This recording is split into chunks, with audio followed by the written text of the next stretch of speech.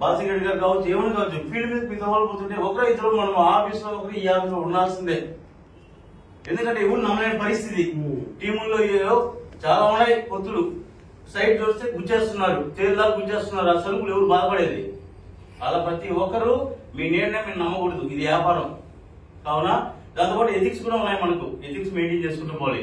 ఒక education team వచ్చింది, ఈ రోజు ఒక స్టూడెంట్ టీం వచ్చింది, ఒక ఆర్మీ టీం వచ్చింది, ఒక బిజినెస్ టీం వచ్చింది. ఇట్లా రకరకాల వింగ్స్ మనకు వస్తూ ఉన్నప్పుడు మనకు జాగ్రత్తగా మనం చేసుకుని బిజినెస్ ని ముందుకు పోతుంటే అంతకంతగా మనం ప్రతి ఒక్కరు కూడా అచీవ్ అవుకుంటూ వస్తాం.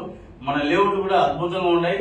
బ్యాంక్ లోన్ వచ్చేవి ఉన్నాయి, కంపెనీ ఈఎంఐ వచ్చేవి ఉన్నాయి. మన దగ్గర 3 లక్షల ఫ్లాట్ నుంచి కూడా ఉంది. మీకు తెలుసో తెలియదు, 3 లక్షల ఫ్లాట్ నుంచి దాదాపు 30 లక్షలు 90 లక్షలు 1.5 కోటి కూడా ఉంది. 1.5 కోటి కూడా ఒక ఫ్లాట్ ఉంది.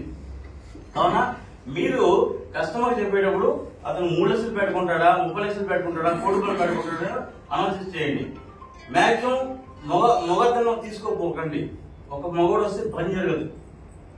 మీరు ఫ్యామిలీతో రండి సార్, ఒకరోజు 2 రోజులు వెయిట్ చేద్దాము, తీసుకెళ్తే బాగుంటుంది సార్ వాళ్ళ యొక్క ఎందుకంటే హస్బెండ్ అనేది హస్బెండే.